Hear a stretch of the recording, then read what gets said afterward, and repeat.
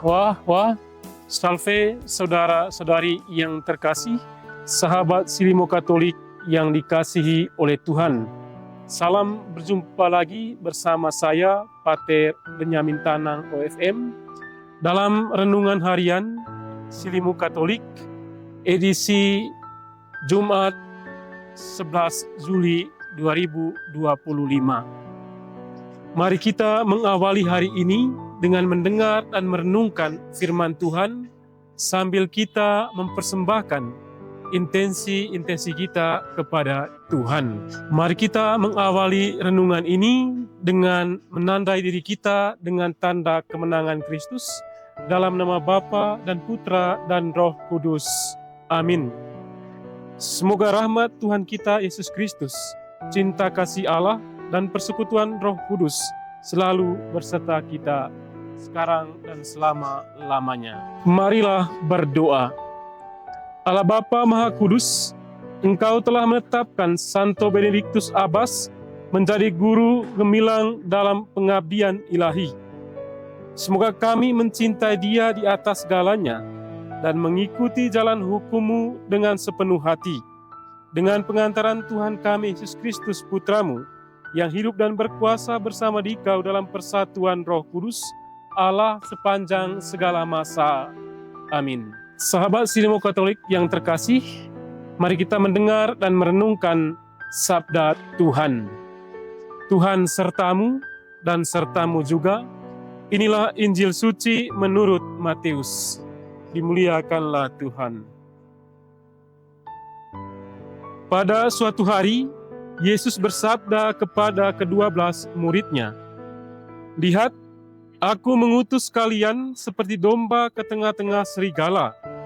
Sebab itu, hendaklah kalian cerdik seperti ular dan tulus seperti merpati. Tetapi waspadalah terhadap semua orang. Sebab ada yang akan menyerahkan kalian kepada majelis agama, dan mereka akan menyesah kalian di rumah ibadatnya. Karena kalian akan digiring ke muka para penguasa dan raja-raja sebagai suatu kesaksian bagi mereka dan bagi orang-orang yang tidak mengenal Allah. Apabila mereka menyerahkan kalian, janganlah kalian khawatir akan bagaimana dan akan apa yang harus kalian katakan, karena semuanya itu akan dikaruniakan kepadamu pada saat itu juga. Karena bukan kalian yang akan berbicara, melainkan Roh Bapamu. Dialah yang akan berbicara dalam dirimu. Orang akan menyerahkan saudaranya untuk dibunuh. Demikian pula seorang ayah terhadap anaknya. Anak-anak akan memberontak terhadap orang tuanya dan akan membunuh mereka. Dan kalian akan dibenci semua orang oleh karena namaku. Tetapi barang siapa bertahan sampai kesudahannya akan selamat. Apabila mereka menganiaya kalian di suatu kota, larilah ke kota yang lain.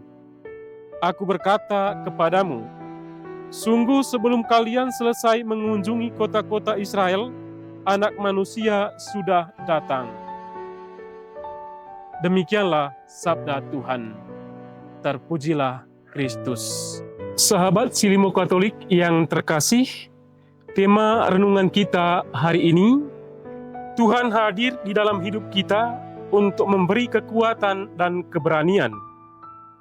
Dalam Injil hari ini, Yesus berbicara tentang pengutusan para murid.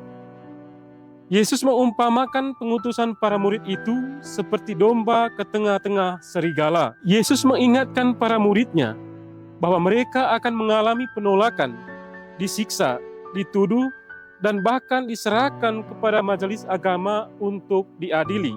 Bila para murid mengalami hal-hal seperti itu, Yesus mengajak mereka agar mengambil tindakan yang tepat dan benar tanpa kekerasan. Para murid diminta untuk memiliki sikap lemah lembut, bukan karena rasa takut dalam menghadapi persoalan, tetapi karena kematangan iman akan Kristus. Sebab Yesus hadir memberi kepastian kepada para murid-Nya, dan kehadiran Kristus membuat para murid tidak khawatir, tetapi memiliki keberanian. Yesus sendiri telah mengatakan, apabila mereka menyerahkan kalian, Janganlah kamu khawatir akan bagaimana dan akan apa yang harus kamu katakan, karena semuanya itu akan dikaruniakan kepadamu pada saat itu juga. Pernyataan Yesus ini akan menjadi kenyataan bila kita memiliki kematangan iman kepadanya, bila kita sungguh percaya kepada Tuhan. Iman kita kepada Kristus akan selalu menjadi kekuatan bagi kita. Tantangan atau cobaan akan selalu ada di dalam hidup kita. Tetapi sebagai orang yang beriman kepada Kristus, kita tidak boleh takut atau kalah.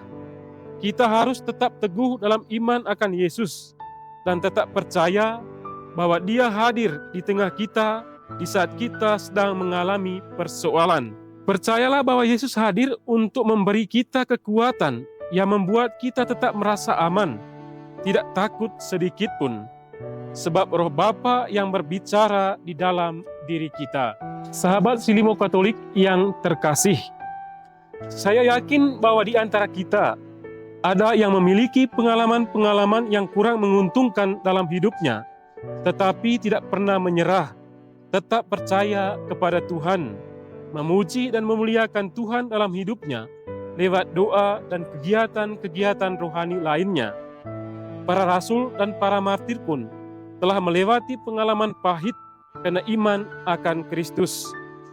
Meskipun disiksa, diancam akan dibunuh, mereka tetap berpegang teguh pada iman mereka akan Kristus. Bahkan masih bisa mendoakan mereka yang menganiaya mereka. Mungkin kita bertanya, apa yang membuat para rasul dan para martir tidak takut dalam menghadapi siksaan? Imanlah yang membuat mereka kuat dan berani untuk menanggung penderitaan itu. Sukacita menjadi saksi Kristus lebih besar melampaui penderitaan fisik, sehingga siksaan tidak lagi dirasakan.